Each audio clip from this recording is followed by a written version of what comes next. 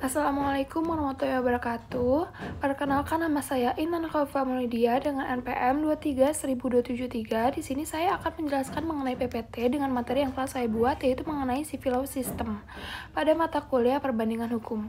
Pertama-tama kita harus mengetahui dulu nih, apa sih civil law system itu? Civil law system merupakan suatu sistem hukum yang bersumber pada hukum tertulis ataupun kodifikasi sebagai sumber hukum utama. Ciri khasnya ada 4. Yang pertama, hukum dikodifikasi dalam bentuk undang-undang tertulis yang jelas. Kedua, hakim hanya menerapkan undang-undang yang sudah ada, bukan membuat hukum baru. Kemudian yang ketiga, keputusan pengadilan tidak mengikat untuk kasus-kasus selanjutnya. Ini sangat berbeda dengan common law. Kemudian yang keempat, sistem ini berasal dari tradisi hukum Romawi yang sudah ada sejak ribuan tahun lalu.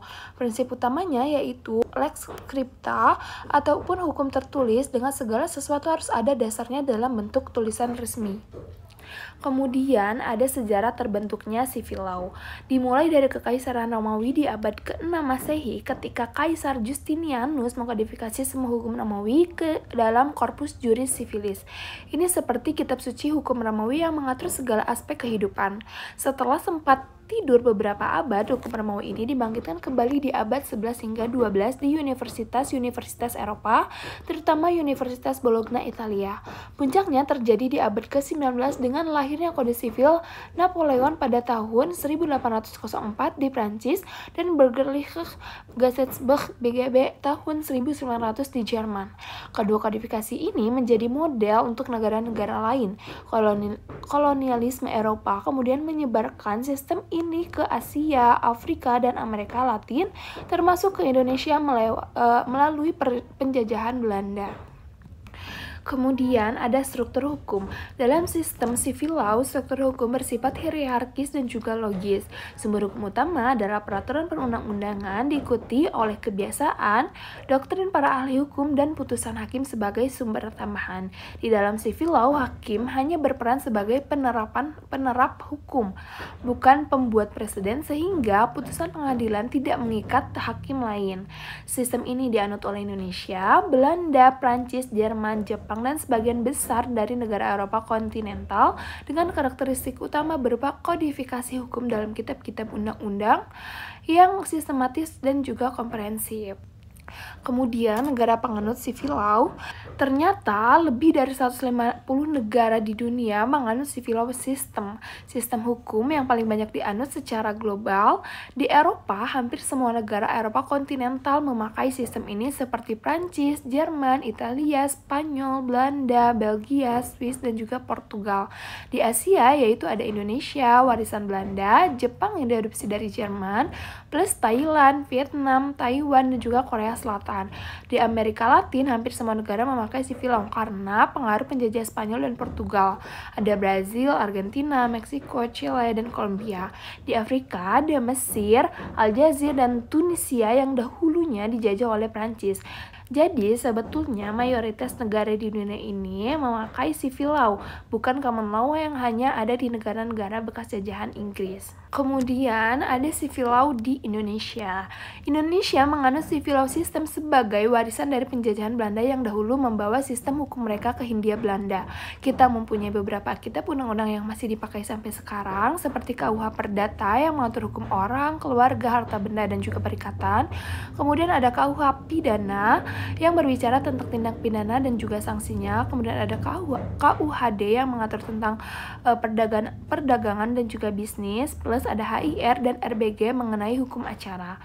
Yang menarik adalah di Indonesia sekarang tidak murni civil law semua, karena kita mulai mengadopsi elemen dari common law seperti jurisprudensi MA yang dijadikan rujukan penting, adanya judicial review oleh Mahkamah Konstitusi, dan juga penggunaan presiden dalam praktik hukum. Jadi bisa dibilang Indonesia itu merupakan hybrid. Materi undang-undang oleh Mahkamah Konstitusi ini adalah suatu konsep yang lebih dekat dengan common law. Ketiga, dalam praktik pengacara dan hakim Indonesia sering menggunakan presiden ataupun putusan-putusan penting sebelumnya sebagai argumen hukum. Jadi bisa dibilang di Indonesia itu hybrid ataupun pada dasarnya tetap civil law, hanya saja kita mulai mengadopsi hal-hal baik dari common law untuk memperkaya sistem hukum di Indonesia. Kemudian, civil law mempunyai beberapa kelebihan dan juga kekurangan. Beberapa di antaranya, kelebihan dari civil law yaitu yang pertama ada kepastian hukum yaitu lebih terjamin karena tertulis dan juga jelas. Yang kedua, sistematis dan mudah dipelajari. Yang ketiga, mencegah penyalahgunaan wewenang hakim. Dan yang keempat yaitu demokratis ataupun hukum dibuat oleh legislatif. Kekurangan dari sistem civil law yaitu yang pertama kurangnya fleksibel menghadapi perkembangan zaman. Yang kedua, proses legislasi memakan waktu lama. Yang ketiga, kemungkinan ketinggalan dengan dinamika masyarakat. Yang keempat, terlalu kaku dalam penerapannya. Kemudian ada juga perbedaan dengan common law.